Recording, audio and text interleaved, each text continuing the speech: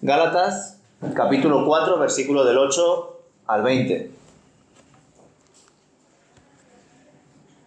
Antes de conocer a Dios, ustedes, los gentiles, eran esclavos de los llamados dioses que ni siquiera existen.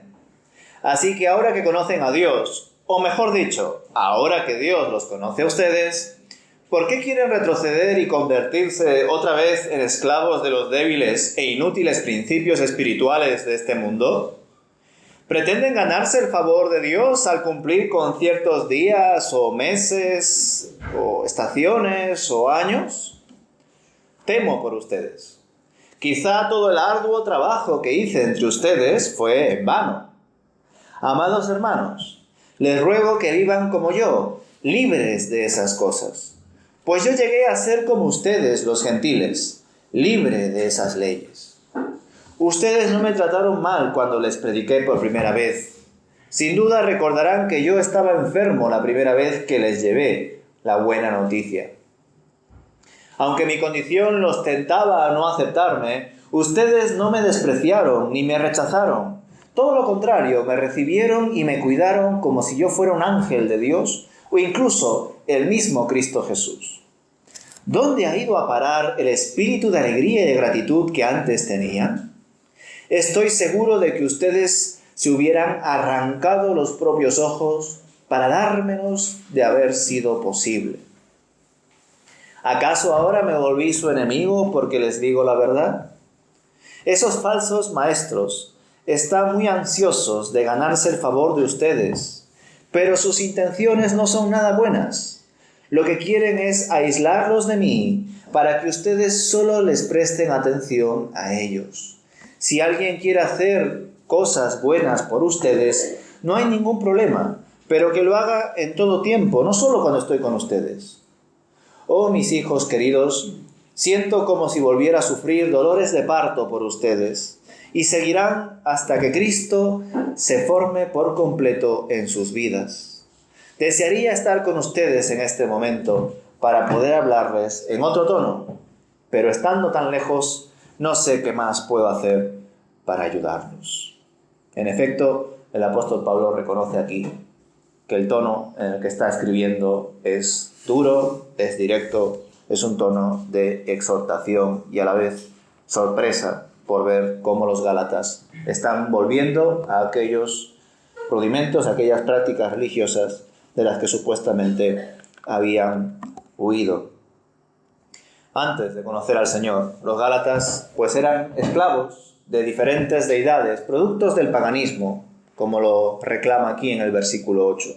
Por ello no tenía sentido que, habiendo sido liberados de esa esclavitud por Cristo, hayan caído en las riendas de una falsa religión que exige obras para obtener algún favor divino. Y esa falsa religión es la que estaba formulando los judaizantes, predicadores que aceptaban en Cristo Jesús la persona del Mesías, pero que por otro lado seguían incidiendo en que debían de guardar las costumbres judías y que incluso los gentiles también debían de practicar esos ritos, esas formas religiosas de vida.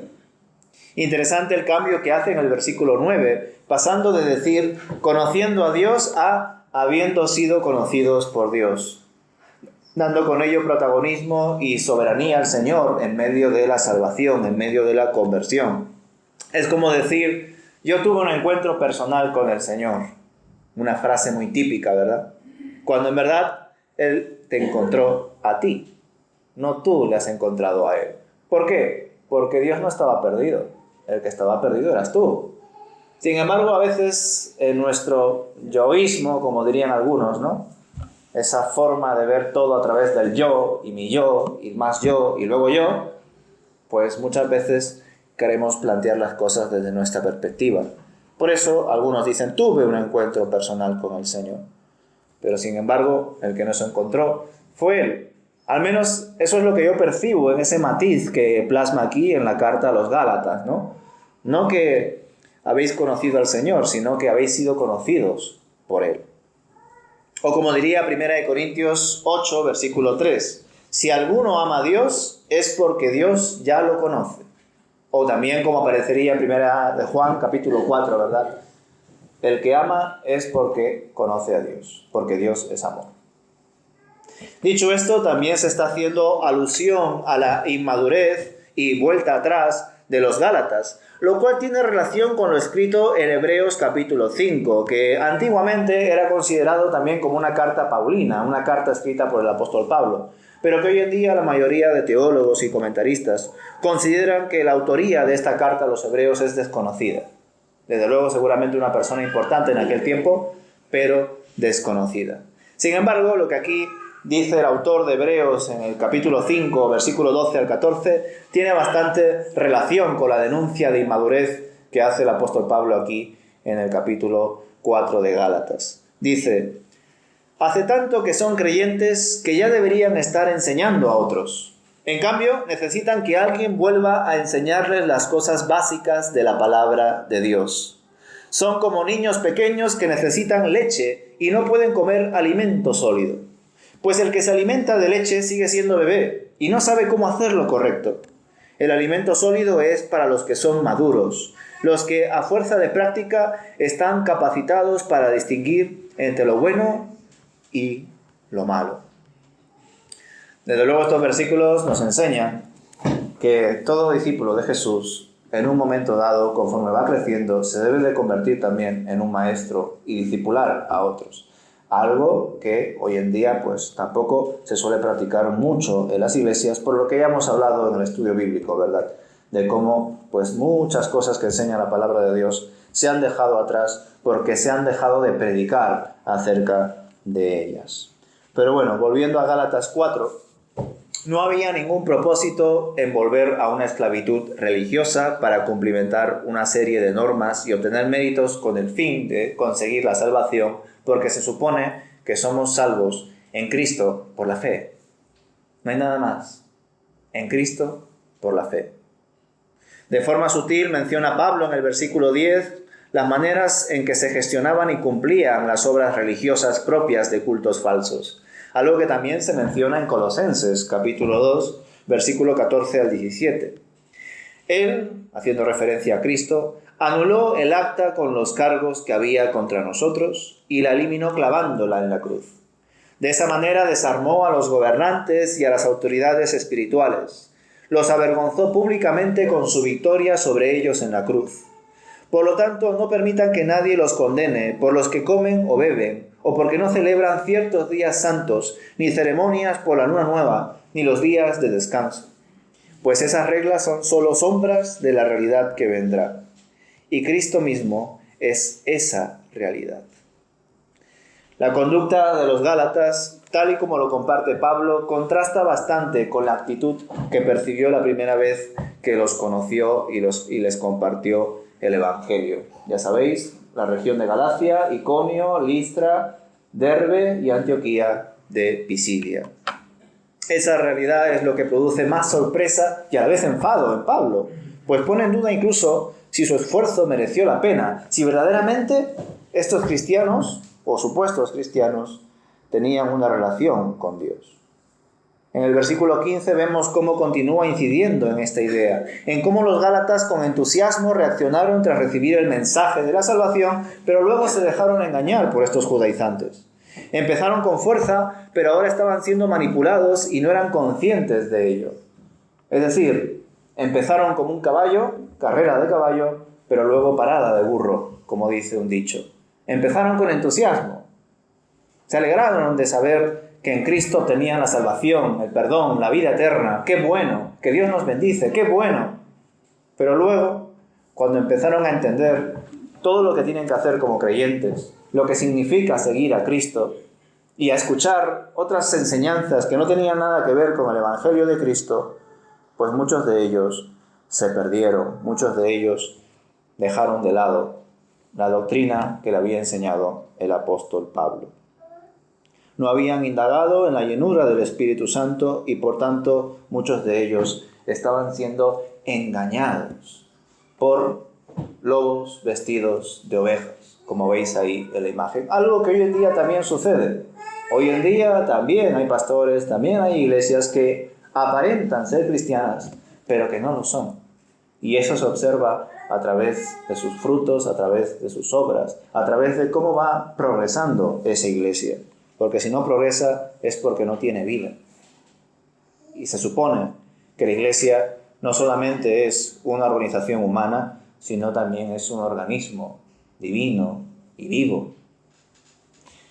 En medio de todo esto, desde luego, el apóstol Pablo muestra pues, su enfado, su molestia. Incluso de algún modo se lo toma personal, porque ya os lo he dicho, la región de Galacia es una región muy particular en relación a la obra misionera de Pablo, porque es la única región donde el apóstol Pablo pasa 3 veces. En sus 3 viajes misioneros, él sí o sí pasa por allí. Por tanto, a estos hermanos los ha conocido muchas veces. Y aún así, muchos de ellos, en vez de seguir indagando en lo que les enseñaba el apóstol Pablo, en el Evangelio, en las Escrituras, veían como algo bueno escuchar las falsas enseñanzas de los judaizantes. Por otro lado, incluso el apóstol Pablo no se ciñe a la doctrina, a la teología, sino que además todo esto le supone un gran enfado, porque él observó el amor de los hermanos de Galacia cuando le conocieron por primera vez. Es interesante porque el apóstol Pablo aquí comparte que él estaba enfermo. Y claro, a la hora de buscar también aplicaciones es interesante averiguar este asunto, ¿no? ¿Qué enfermedad tendría el apóstol Pablo? ¿Tendría relación con su rostro? ¿Concretamente con sus ojos? Porque el texto sugiere que el apóstol Pablo tenía un problema con sus ojos. Es cierto que él usaba bastante el recurso de la hipérbole, pero aquí dice algo así como que yo sé que vosotros estáis dispuestos hasta incluso a arrancaros vuestros ojos a causa de mí. ¿Tendría acaso el apóstol Pablo un problema de vista?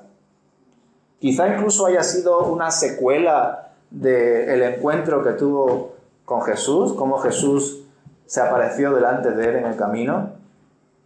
Hay varias personas que de algún modo elucubran en ese sentido, ¿no? Yo personalmente no me identifico con esa teoría, porque me da a entender que la sanidad que tuvo el apóstol Pablo, después de estar un tiempo a solas, ¿recordáis? Y después de que apareciese el hombre enviado por Dios, da la sensación de que el apóstol Pablo no se curó, porque sus ojos quedaron velados. Dime, Anita. Yo pienso que sí tuvo algo en los ojos porque él dicta las cartas y dice, y esta la he firmado yo. Cual indica que alguien la ha escrito y él la ha firmado, o algo le pasó a los ojos. Claro, pero la pregunta es, ¿el problema que tenía el apóstol Pablo probablemente en sus ojos era un problema, una enfermedad de nacimiento? ¿Era quizá un accidente que tuvo en alguno de sus viajes? ¿Quizá fue una secuela del encuentro que tuvo con Jesús? Esa es la cuestión. Yo personalmente no me identifico con la teoría de que el apóstol Pablo no se sanó del todo después de su momento de conversión. Porque de algún modo me pregunto, ¿no? ¿Para qué el Señor nos sanaría a medias? ¿Verdad? Puede que quizá incluso el apóstol Pablo haya tenido un accidente al principio de su primer viaje misionero, ¿no? Por ejemplo, en la isla de Chipre, quizá llegando a la costa. No lo sabemos. De hecho, cabe aquí otra pregunta. ¿Es este problema aparentemente en la vista, en sus ojos, el famoso aguijón en la carne? Porque no se sabe mucho acerca de ese aguijón en la carne. Lo que sí se sabe, según el texto, es que ese aguijón fue producto de Satanás. Y por otro lado, fue un aguijón que Dios permitió que siga en su vida. Entendemos que no era un aguijón meramente espiritual, que no era una opresión espiritual, sino que tenía algún indicio físico, tangible. Dime, Anita. Y no pudo ser cuando estuvo en el cielo, que la luz del Señor, acuérdate que Moisés tenía que venir con un velo, la luz del Señor le pegara. Puede ser. Entonces, si, por ejemplo, asumiésemos esa teoría, ahí diríamos que el aguijón en la carne no tiene nada que ver con este supuesto problema que tiene el apóstol Pablo en sus ojos, según Gálatas 4, que eran dos cosas diferentes. Pero claro, en medio de estas cuestiones, ¿qué era exactamente el aguijón en la carne? ¿Tenía el apóstol Pablo un problema en su vista? ¿Era un problema de nacimiento? Quizá por alguna de las piedras que le tiraron, que anda que no le cayó al hombre en medio de sus viajes misioneros. ¿O quizá algún accidente en sus viajes en barco? ¿Es quizá una secuela de ese encuentro que tuvo con Jesús? Hay muchas preguntas. Pero en medio de todas ellas se encuentra la frase: médico, cúrate a ti mismo, que es una frase que citó el Señor Jesús, ¿verdad? Y les dijo en Lucas 4, versículo 23: sin duda me diréis este refrán: médico, cúrate a ti mismo. De tantas cosas que hemos oído haber sido hechas en Capernaum, haz también aquí en tu tierra, ¿no? Estaban de algún modo reclamando espectáculo a Jesús. Jesús, no solamente queremos que prediques aquí, queremos que hagas milagros aquí en tu tierra, en Nazaret. ¿Por qué no los haces, no? Es decir, como he sugerido también en la presidencia, el apóstol Pablo tenía poder de Dios. No solamente para predicar el Evangelio, sino incluso para resucitar a un joven. Seguramente también tendría poder para hacer sanidades. Y hasta incluso, si nos ponemos exquisitos, quizá él mismo no se podría haber sanado, pero le podría haber sanado Pedro. De hecho, según nos enseña el libro de los Hechos, el poder de Pedro era tan grande, ¿no?, de los apóstoles, que incluso su sombra, al tocar a los enfermos, lo sanaba. Entonces, claro, visto lo visto en cómo funcionan algunas iglesias hoy en día, cabe preguntarse: ¿por qué Pablo no se sanó a sí mismo si tenía algún problema en su vista? ¿O por qué no le pidió a Pedro: Pedro, sáname? O directamente: Señor, te lo pido con fe, en el nombre de Jesús, sana mis ojos. ¿Por qué no hizo eso el apóstol Pablo?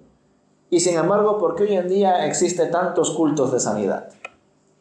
Me acuerdo que cuando vivía en Getafe, de vez en cuando me encontraba en el transporte público panfletos de iglesias que decían: hoy jueves, día tal, a las 7 de la tarde tenemos culto de sanidad. Ven y el apóstol, quien sea el nombre, hará un milagro en ti. No te lo pierdas. Panfletos, folletos de ese estilo. No solamente de esa iglesia X, de muchos. Y claro, yo me preguntaba: ¿por qué, si ese apóstol o querubín, en algunos casos se llaman así, tiene el poder para sanar, ¿por qué se limita a sanar solamente a las 7? ¿Por qué no sana también a las 8? ¿Por qué no sana también los viernes, no solamente los jueves? Es decir, da la sensación en esa publicidad que hacen para que vayas a la iglesia y recibas un milagro, una sanidad, da la sensación de que solamente es en esa hora, y si vas, recibirás; si no, te lo has perdido. Desde luego, o al menos yo así lo pienso, en la Biblia no se nos enseña en ningún momento que los siervos de Dios tienen el poder de hacer milagros porque sí, cuando ellos quieran, sino que ellos tienen el poder de hacer milagros en momentos concretos donde Dios les dice que deben de obrar así. Es por eso, desde luego, esas iglesias que dan mucha pompa al asunto de los cultos de milagros y sanidades, pues no han leído, por ejemplo, el texto del aguijón en la carne del apóstol Pablo. Es más, aquellos que creen, por ejemplo, en la prosperidad y que Dios es bueno y que si verdaderamente se lo pides, Él te lo dará, tampoco han leído ese texto. Porque ahí nos enseña el texto que el apóstol Pablo rogó 3 veces. 3 veces rogó al Señor para que le quite al aguijón en la carne. Y el Señor no solamente no se lo quitó, sino que le dio una lección: bástate mi gracia. Mi poder se perfecciona en tu debilidad. Fijaos el gran contraste de simplemente ese texto con lo que muchos creyentes, muchos evangélicos o supuestos evangélicos practican, enseñan y creen hoy en día. Que por supuesto Dios puede seguir siendo bueno y decirte a tu oración no. En algunos casos, un no rotundo. En algunos casos, más adelante. Todavía no es el tiempo. Y en algunos casos, sí, pero no a tu manera. De tantas y de tantas formas puede responder Dios. Así que a la hora de leer estos versículos, donde el apóstol Pablo exhorta a los gálatas y también comparte su sorpresa de cómo los gálatas le amaban y que incluso estaban dispuestos a darlo todo por él, también cabe hacerse estas preguntas, ¿verdad? ¿Por qué Pablo no se sanó a sí mismo? Pues la respuesta es porque él no era dueño de su vida. La vida de él le pertenecía al Señor. El Señor era quien obraba en él, quien sanaba en él cuando él quisiera, o incluso produciese pues, dones de sanidad. Dime, Leonor. Yo he estado siempre en cultos o en congregaciones que me han invitado a la iglesia, y a veces ha habido pues que pastores han ido a la iglesia y eran invitados. Ahora yo me pregunto, el pastor decía que todas las personas que querían sanidad fueran adelante, pero yo entiendo y comprendo que el pastor decía, solo con tocarlo la persona se sanaba y se curaba, pero no tan solo eso, la persona que él tocaba caía al suelo y quedaba inconsciente. Ahora yo me pregunto, ¿era verdad o era mentira? Lo hacían los pastores en la iglesia. Yo no niego que ahora mismo el Señor, ahora mismo, pueda obrar a través de personas. No lo niego, pienso que sí lo puede hacer. El Espíritu del Señor es el mismo. Yo sé que hay personas que piensan que no, que esos dones han cesado, que ese tiempo de milagros y señales y prodigios eran para los momentos de Pablo y de Jesús, y que hoy en día eso ya no está vigente. Yo pienso que sí, que el Señor puede obrar milagrosamente. De hecho, si no fuese así, nuestras oraciones se reducirían bastante. Pero sí es cierto que el Señor, en medio de sus milagros, lo que busca no es algo que al final va a acabar siendo polvo. Es decir, muchas de las cosas que pedimos al Señor, ya sea pues un trabajo, ya sea una casa, ya sea salud, ya sea que mi hijo haga esto o aquello, pues al final se quedarán en este mundo. Del polvo vino y al polvo volverá. Pero sin embargo, el Espíritu que Dios nos ha dado vuelve a Él, porque Él fue quien lo dio. Por tanto, yo pienso que en medio de los milagros que leemos en las cartas de Pablo o en los evangelios, el objetivo principal del Señor era la salvación de las almas. No tanto que el paralítico pueda andar, que el ciego pueda ver, que también, sino que a través de esos actos milagrosos la gente tenga un genuino arrepentimiento, tenga fe en el Señor y se convierta. Entonces, pues más allá de casos concretos, de pastores concretos, lo que sí no comprendo son personas que de algún modo intentan monopolizar el poder del Espíritu Santo. Eso me parece un grave problema. Que incluso, pues como digo, ¿no? Quieren tener como una especie de agenda, ¿no? Hoy a las 4, culto de sanidad. Hoy viene el Espíritu. Mañana no, hoy sí. Así que ven, da tu ofrenda y recibe el milagro del Señor. Muchas iglesias son así. Os invito a que veáis panfletos o en las redes sociales cómo muchas iglesias evangélicas, cristianas, se anuncian así, semana a semana. Y claro, yo me pregunto hasta qué punto eso lo ven reflejado, sostenido, justificado en las Escrituras. Pues bueno, dejando a un lado ese asunto, ¿no?, de cómo el apóstol Pablo continuó en su obra misionera pese a su enfermedad o sus enfermedades, si llegamos a pensar que el aguijón en la carne era otra cosa diferente al problema de la vista que tenía el apóstol. Por otro lado, cabe reflexionar, a la luz del retroceso que tuvieron los hermanos de las iglesias de Galacia, cabe preguntarse, ¿hoy en día existen cristianos que han vuelto a practicar antiguas creencias, que han caído en idolatría o en algún tipo de falsa enseñanza? ¿Se está entremezclando la fe cristiana con otras filosofías o pseudo-religiones? Superstición, quizá técnicas de relajación orientales que hacen tipo de alusión a fuerzas, a misticismo, a energías, pon la mente en blanco y cita ciertos sonidos. ¿De algún modo esto ha calado en el cristianismo? ¿Ha calado en las iglesias, en los creyentes de hoy en día? El viernes justamente reflexionamos en este asunto, ¿no?, el asunto de los ídolos.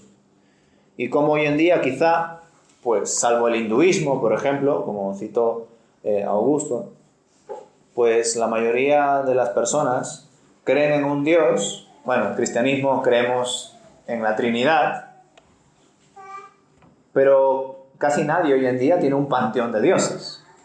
Casi nadie hoy en día, salvo los hinduistas y otras religiones politeístas, no tienen diferentes dioses representados en sus casas, ¿verdad? Pero sí varios ídolos que quitan el lugar a Dios. Incluso ámbitos de la vida que son pues legítimos, están mal enfocados, idealizados. A veces puede ser el trabajo, a veces puede ser la pareja, puede ser mis hijos, puede ser lo que tú quieras. Personas que piensan que sin su trabajo, sin su dinero, sin su físico, sin sus hijos, sin su pareja, no son nada, se mueren. ¿Por qué? Porque para ellos su familia es Dios. Para ellos su trabajo es Dios. Para ellos su físico es Dios. Para ellos el dinero que tienen en el banco es Dios. Por supuesto no le llaman Dios. Está claro, sería ridículo. Pero ponen esas cosas o a esas personas en el lugar de Dios y piensan, sin ellos o sin esas cosas no puedo vivir. Y eso es idolatría. Y además es mucho más sutil. Seguramente habrá alguno que otro que siga creyendo, incluso, puede ser, quién sabe, en los dioses de la antigua Grecia. Puede ser. Hoy en día hay de todo, ¿verdad? Pero ya quedaría como un poco, vamos a decir, atípico, ¿no? Pero lo que sí está muy de moda son los ídolos. O enfocar algunas cosas que, como he dicho, son legítimas, de mala manera. Por supuesto que para el Señor el matrimonio es importante. La familia es importante. Cuidar tu salud, el templo del Espíritu Santo, es importante. Tener un trabajo es importante.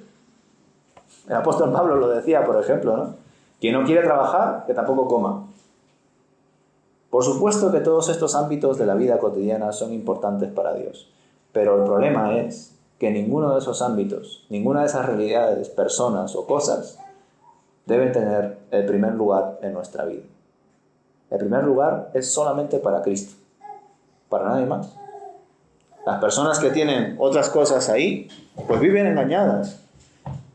Y desgraciadamente, pues hay personas que en algún momento dado de sus vidas han entendido quién es Cristo, pero luego, ya sea porque quizá no han tenido un encuentro real o, por otro lado, se han enfriado espiritualmente y no han indagado en su relación con el Señor, pues se dejan llevar por falsas creencias o hasta incluso vuelven a creer y practicar cosas que antes tenían en su vida, que es justamente lo que les pasó a los Gálatas. Los Gálatas habían dejado atrás el paganismo, habían dejado atrás ciertas prácticas, ciertos ritos, ciertas fiestas.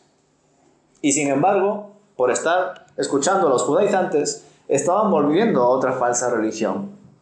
Esto es un asunto muy interesante. De hecho, Hebreos también lo sugiere. Da a entender que muchos ritos y festividades del judaísmo han quedado obsoletos en Cristo Jesús. No tienen sentido, porque incluso esas prácticas, esos ritos, eran apuntando al Mesías. Y si el Mesías ya se ha dado a conocer, ¿para qué guardar todas esas formas, todos esos ritos, toda esa religiosidad? Interesante la crítica a antiguas religiones y creencias que se formula aquí, ¿verdad? Que invitaban a sus seguidores o feligreses a guardar ciertas tradiciones, ritos e incluso fechas para celebrar su espiritualidad. Aquí lo dice de forma muy rápida en el versículo 10, ¿no? Pretenden ganarse el favor de Dios al cumplir con ciertos días o meses, estaciones o años. Temo por ustedes. ¿Os recuerda algo esto? Por supuesto, pues a los judíos, pero también suena a los católicos. E incluso también a ciertos evangélicos, que de algún modo dejan que ciertas fechas marquen demasiado sus vidas espirituales, sus actividades. Y ojo que esto no estoy diciendo que sea malo, pero hay veces que gestionan tanto su vida que parece que esas fechas condicionan su ser. Por ejemplo, ¿qué pensáis? ¿Creéis que siempre hay que predicar del amor cuando se acerca San Valentín? ¿Del Espíritu Santo cuando es Pentecostés? ¿De la parte humana de Jesús cuando se acerca la Navidad? ¿De la pasión de Cristo cuando es Semana Santa? Por supuesto que es bueno predicar del amor, es bueno predicar de la pasión de Cristo, es bueno predicar de la humanidad de Jesús, es bueno predicar del gran evento en el cual el Espíritu Santo llegó a los discípulos de Jesús tal y como Jesús lo prometió. Pero a veces dejamos que ciertos días especiales de algún modo condicionen demasiado nuestra forma de ser, nuestra forma de reflexionar. Y en algunos momentos, aún siendo evangélicos, nos podemos convertir en gente religiosa. Una vez más repito que no veo mal celebrar de algún modo estas festividades. Lo que sí me parece, vamos a decir, como volver otra vez a la religión fría, falsa, antigua, es dejar que estas fechas del calendario condicionen demasiado mi vida. Porque debemos estar por encima de ello. Desde luego hay también unas bases. Por ejemplo, nosotros nos congregamos los domingos. ¿Por qué? Porque es una forma de recordar y de hacer alusión al día de la resurrección de Cristo. ¿Pero acaso debemos delimitar nuestra adoración, nuestro culto a Dios al domingo? Desde luego que no.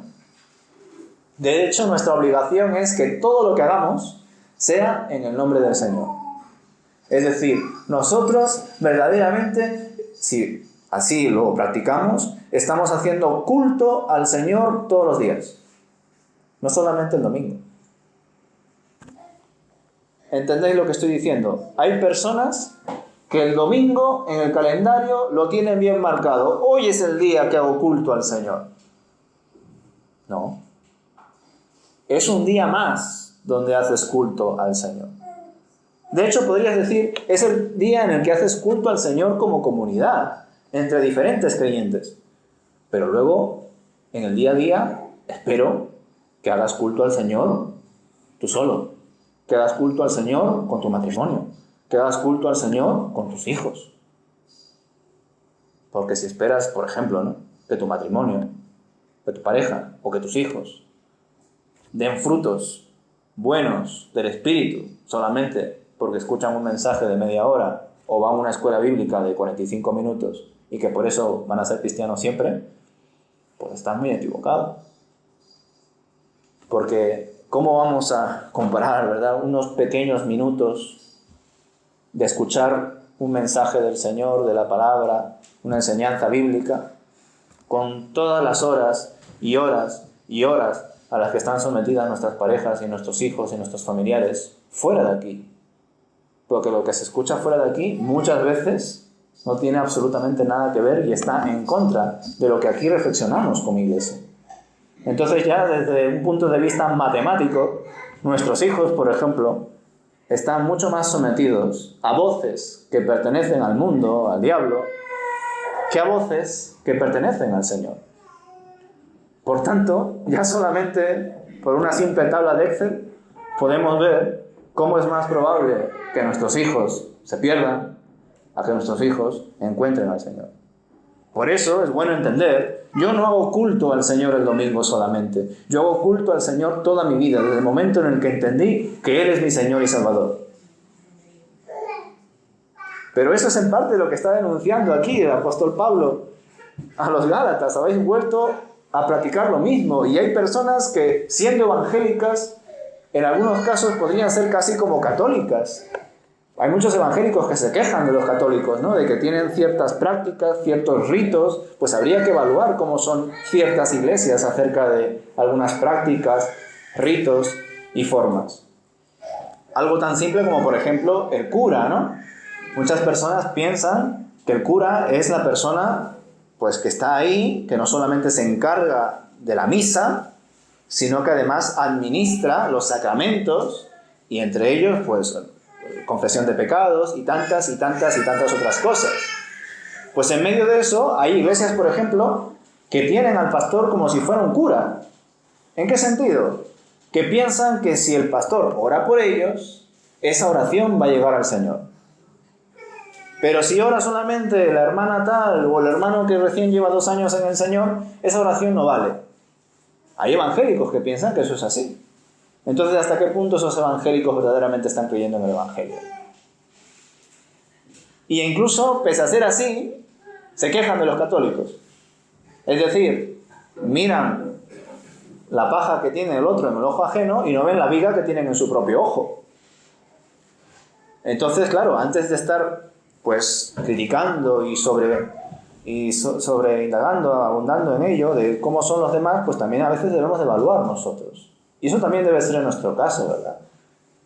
Por eso me encanta ver cómo vosotros, hermanos, pues poco a poco contribuís en medio del culto, porque eso es maravilloso, eso nos enriquece la diversidad, ¿verdad?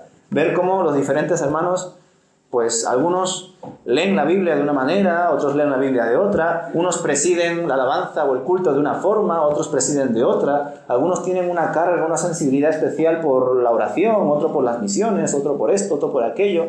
Eso enriquece a la iglesia.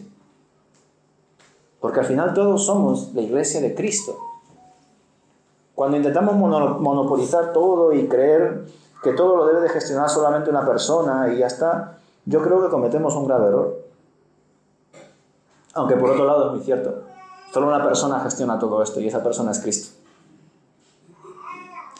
Entonces, claro, a la hora de leer pues estos versículos, pues pienso que también es interesante reflexionar y hacer autocrítica de nuestra religión, de nuestra denominación, ¿no? Como cristianos evangélicos. Estas preguntas también me hacen recordar las famosas palabras que compartió Jesús en un momento dado. Después Jesús les dijo: el día de descanso se hizo para satisfacer las necesidades de la gente y no para que la gente satisfaga los requisitos del día de descanso. O por decirlo un poquito más todavía actual, el sábado se hizo para el hombre, no el hombre para el sábado. Entonces, estos eventos históricos que a veces guardamos, se hicieron para el ser humano, para que los guardase según el día, la semana, el mes o el año, o para que siempre los tengan presentes y formen también parte de lo que debe de continuar en el curso de la historia. Es decir, es bueno que guardemos estas fechas, que tengamos ciertas tradiciones y costumbres. De algún modo u otro también remarca nuestra identidad, pero que eso no se convierta en nuestro Dios. Eso lo compartí también el viernes. Hay personas que toman la Biblia de una manera equivocada. Ya no solamente me refiero a malinterpretándola o usándola para engañar a las masas y obtener beneficios económicos o acostarse con mujeres. Ya sabéis, hay muchas películas de pastores, sobre todo en Estados Unidos, que han usado la iglesia para acostarse con mujeres, para llevarse el dinero, etcétera, etcétera, etcétera. Pero dejando a un lado todo eso, que anda que hay bastante, hay iglesias que tienen la Biblia como un ídolo. Y eso se conoce como bibliolatría. Personas que idolatran la Biblia. Y claro, suena raro, ¿no? ¿Cómo que bibliolatría? ¿Pero acaso la Biblia no debe ser respetada? ¿No es acaso la palabra de Dios? Claro que sí. Pero hay personas que le tienen tanta reverencia a este libro, que cuando leen el libro que el Señor enseña esto y ven que el hermano no lo hace, prefieren amar el libro y poner por encima del libro, hasta incluso pegarle con el libro al hermano, antes que amar al hermano. Y este término, bibliolatría, no es nuevo. El concepto ya estaba desde antes. Estaba en los tiempos de Jesús. No era Biblia, eran las Escrituras. Los fariseos y los escribas amaban las Escrituras. Amaban tanto las Escrituras que cuando tenían al Dios de la palabra delante suyo, a Cristo Jesús, no supieron reconocer. Incluso pensaban que ellos estaban defendiendo al verdadero Dios, aferrándose a las Escrituras, negando a Cristo. Pues igual, hay personas que tienen muchísimo amor por la Biblia, muchísima reverencia y respeto, y no aman al prójimo. Entonces, ¿de qué vale estar amando y leyendo y memorizando tantos y tantos versículos si al final no amamos al prójimo? ¿Acaso no enseña eso la palabra de Dios, entre otras muchas cosas? Pues lo dicho, hay muchas personas que han tomado ciertos elementos religiosos, ciertas tradiciones cristianas, ritos, ademanes, semiótica, conductas de adoración, como su única forma de adorar. Qué bueno saber que Dios nos enriquece en medio de la diversidad, hermano. Cuando leemos estudios sociológicos de cómo ha ido evolucionando la Iglesia evangélica en España, queda muy remarcado todo el efecto que produjo la inmigración. Como en su momento supo un gran reto para muchos españoles el ver cómo otros cristianos evangélicos inmigrantes, generalmente latinoamericanos, tenían otra forma de adorar a Dios. Habían algunos que les encantaba constantemente levantar las manos o aplaudir. Y claro, había muchas iglesias españolas en aquel tiempo donde ni siquiera ciertos instrumentos que se usaban en iglesias latinoamericanas eran bien vistas. Eran incluso como tomadas como instrumentos del diablo, la batería. ¿Pero qué me estás contando? La guitarra eléctrica, eso es del rock, eso es de Satán. O estar pues aplaudiéndote, o algunas personas que tienen pues el deseo de moverse un poco más a la hora de alabar. Y muchos otros pues también por venir de la tradición católica, pues su adoración era mucho más pues fija, reverente, quieta, solemne.